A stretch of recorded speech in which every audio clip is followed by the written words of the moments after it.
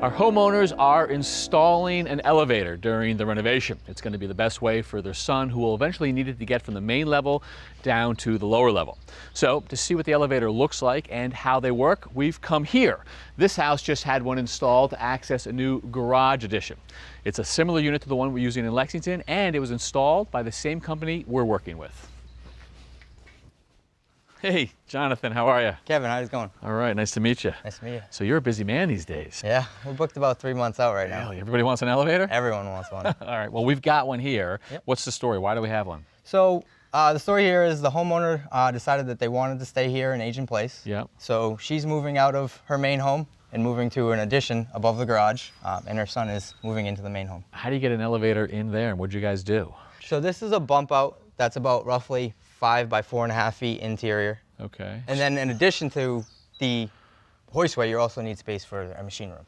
Which is what? What is a machine room? Machine room is where all the machinery space is kept, so that way nobody gets inside or accesses it. Oh, yeah.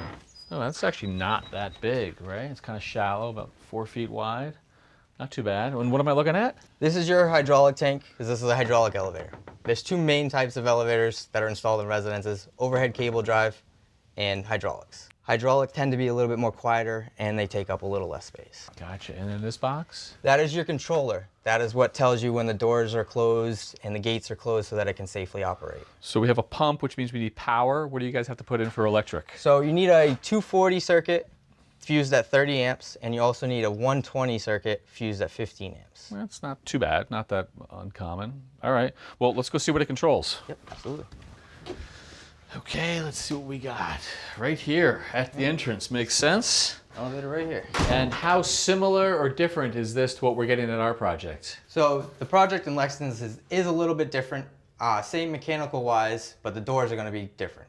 In Lexington, they're going to be sliding automatic doors, and where this is a manual swing door with a manual accordion full gate. Okay, but still an elevator door Yes. here. This is a special elevator door with a cutout here for your interlock, which is what keeps the door closed when the elevator is not there. Yep. The frame is also special because the door has to close within 3/4 of an inch of the edge of the hoistway. Which is right there. And then you say the accordion door, sort of a safety mechanism, Yep. 2 doors. Keeps everyone inside the elevator safe. I've been in a few of these by now, and I've learned that you can pretty much customize the trim. Pick anything you want. Yes, yep, there's different trims for the call stations, different finishes for the wood.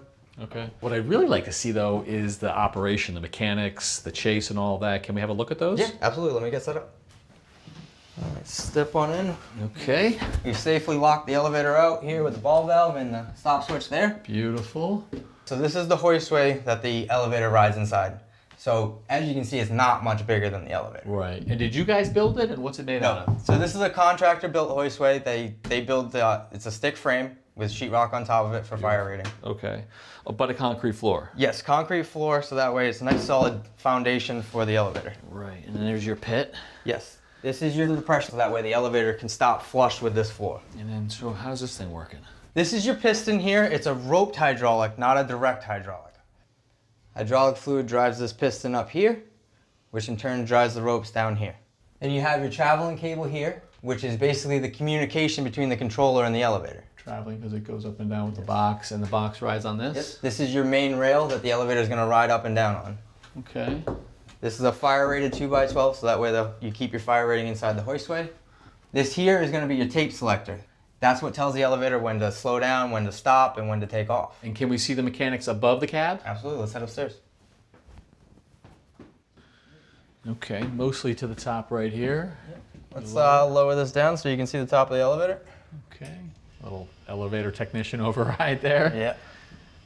Wait, it is quiet, isn't it? Yeah. And that's because it's the hydraulic Yes. cable. Yep.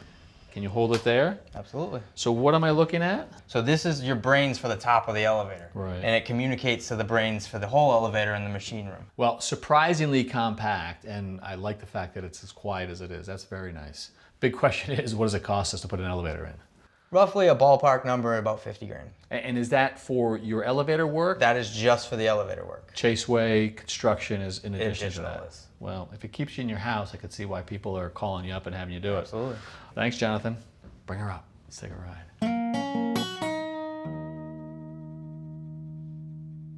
Thanks for watching. This Old House has got a video for just about every home improvement project. So be sure to check out the others. And if you like what you see, click on the subscribe button to make sure that you get our newest videos right in your feed.